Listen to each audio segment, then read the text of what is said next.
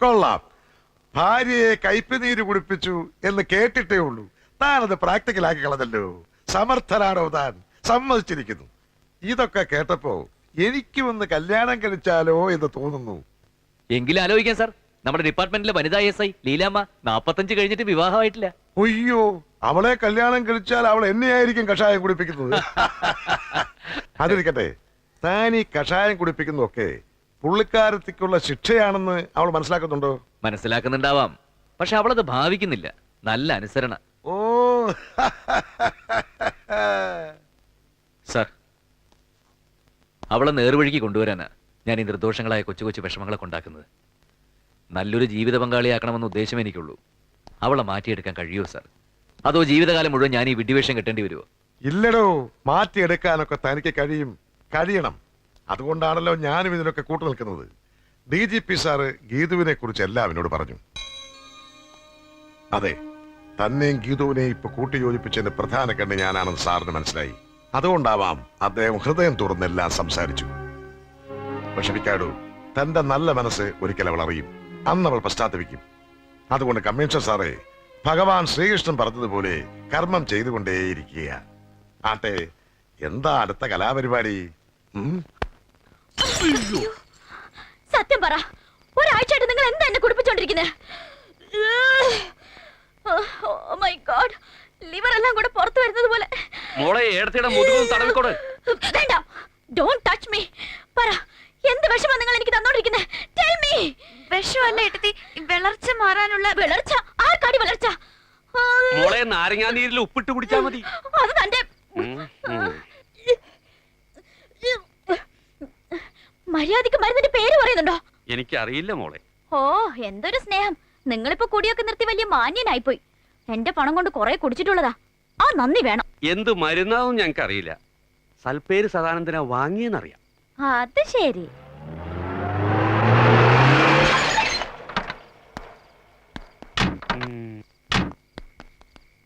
നിക്കടവിടെ. തന്നോടാ പറഞ്ഞ നിക്കാൻ. മാഡം എന്നെ വിളിച്ചു.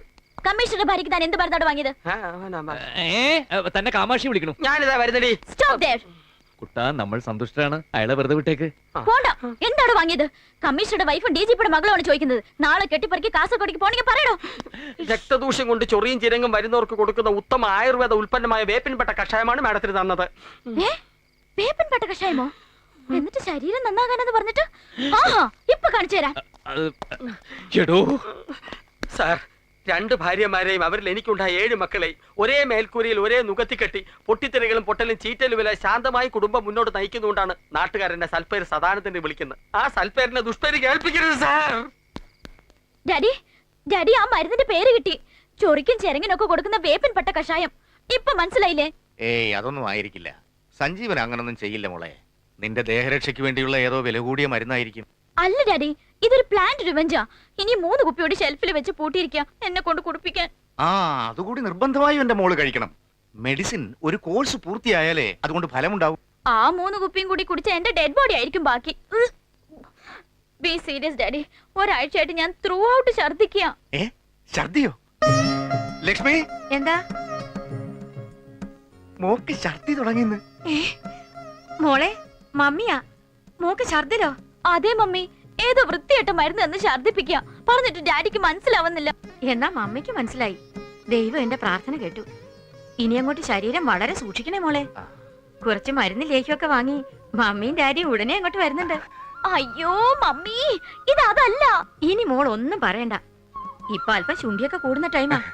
മോള് ഫോൺ വെക്കടി മോളെ. പൊട്ടി പെണ്ണ, ഒന്നും അറിയില്ല. ആരും എന്റെ പ്രോബ്ലം മനസ്സിലാക്കുന്നില്ലല്ലോ. ഞാൻ മനസ്സിലാക്കുന്നുണ്ട് കുട്ടാ.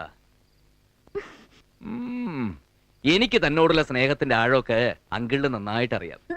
അയ്യോ പാവം, 4-5 ദിവസമായിട്ട് നിർത്താതെ ഛർദിക്കുന്നതല്ലേ. നല്ല ക്ഷീണം ഉണ്ടാവും. പിന്നെ നാളെയാണ് സ്കൂളിലെ ഫംഗ്ഷൻ.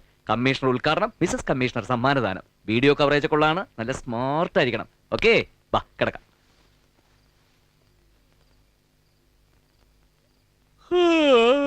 ഇങ്ങനെ കിടന്നാ ശരിയാവില്ല.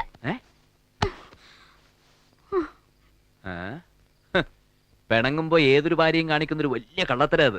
ചില വായി നോക്കി ഭർത്താക്കന്മാര് പുറകെ ചെല്ലും. എനിക്ക് നല്ല കൺട്രോളാ. കുറെ ദിവസം നീ ഇങ്ങനെ തന്നെ കിടക്കും. ആ.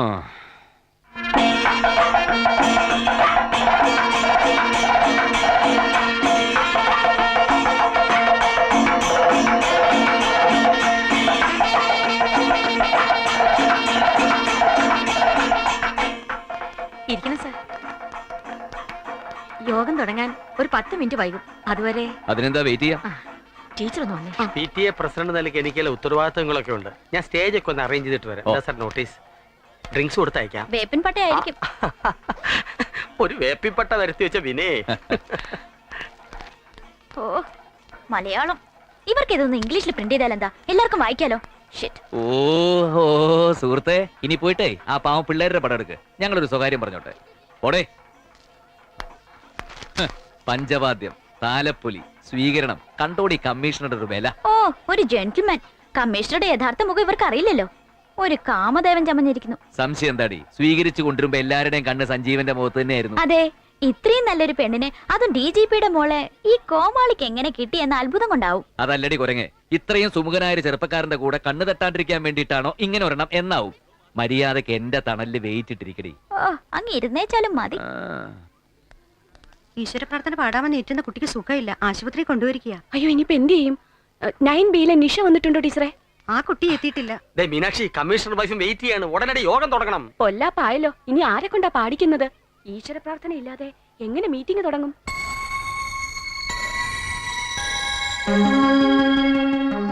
DGPയുടെ മോളെ ഒരു പാഠം പഠിപ്പിക്കാൻ പറ്റിയ അവസരം.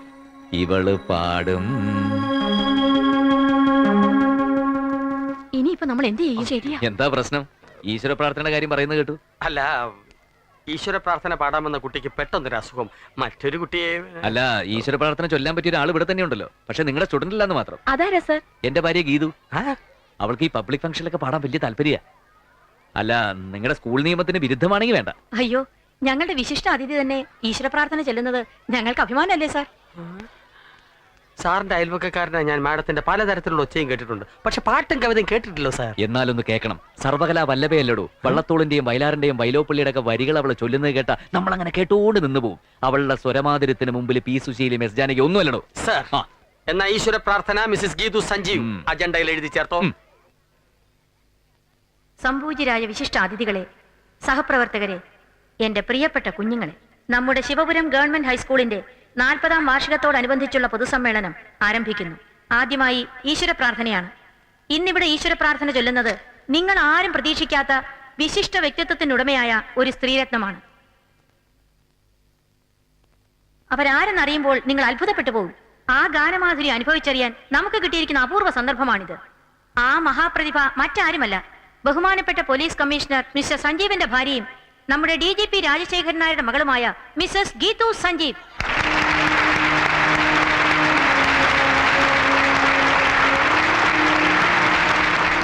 ഈശ്വര പ്രാർത്ഥനയ്ക്ക് പുറമെ ഇടയ്ക്കൊരു പാട്ടുകൂടി പാടി ഈ വേദി ധന്യമാക്കണമെന്ന് അഭ്യർത്ഥിച്ചുകൊണ്ട് മിസ്സസ് ഗീതുവിനെ ക്ഷണിച്ചുകൊള്ളുന്നു. ചെല്ലുക. അവര് ക്ഷണിച്ചല്ലേ, ധൈര്യമായിട്ട്. Come on.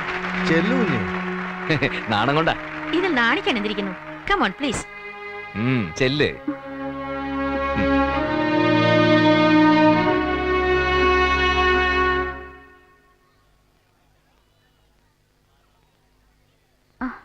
I can't.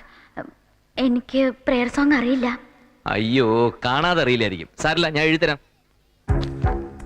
അഖിലാണ്ട മണ്ഡലം അണിയിച്ചൊരുക്കി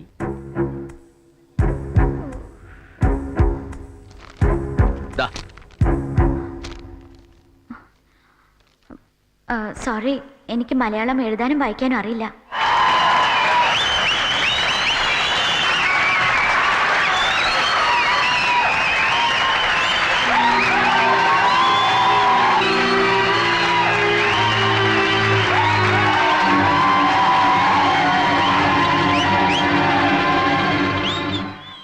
കുട്ടൻ അവിടെ പോയിരിക്കേ.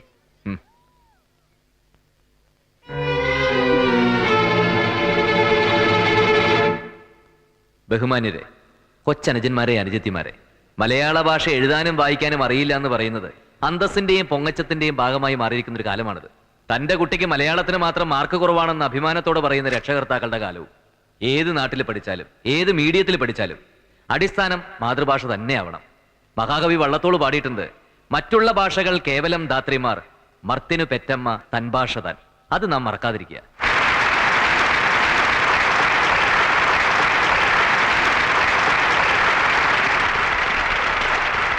ഇരുപത് വർഷങ്ങൾക്ക് മുമ്പ് ഈ സ്കൂൾ മുറ്റത്ത് അസംബ്ലി കൂടുമ്പോൾ ഞാനും കൂട്ടുകാരും കൂടി പാടിയിരുന്ന ആ പ്രാർത്ഥനാ ഗാനം വീണ്ടും ഇവിടെ നിങ്ങളുടെ സമക്ഷം ആലപിക്കുവാൻ എനിക്ക് അഭിമാനമുണ്ട്.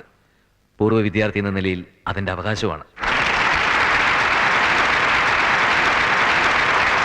അഖിലാണ്ട മണ്ഡലമണിച്ചൊരുക്കി അതിനുള്ളിൽ ആനന്ദ ദീപം കൊളുത്തി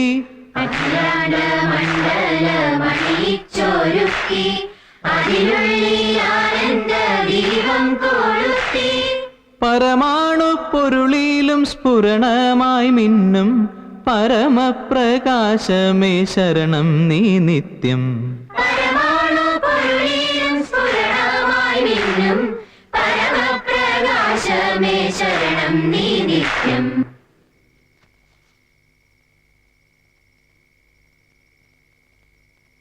അന്ന് ഇംഗ്ലീഷ് അറിയാൻ പാടില്ലാത്തതുകൊണ്ട് നീ എന്റെ സഹോദരിമാരെ കരയിച്ചതേ നിന്റെ തലതിരിഞ്ഞ 4 കൂട്ടുകാരികൾ മാത്രമേ കണ്ടുള്ളൂ.